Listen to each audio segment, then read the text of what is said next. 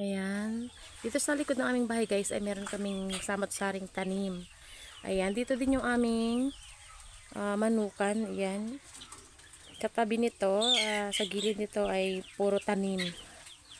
Ayan. Meron kami ditong saging. Ayan. Saging. Ayan. Meron din kami ditong, hindi ko alam kung anong tawag nito sa inyo guys. Sa amin kasi ito ay aratilis.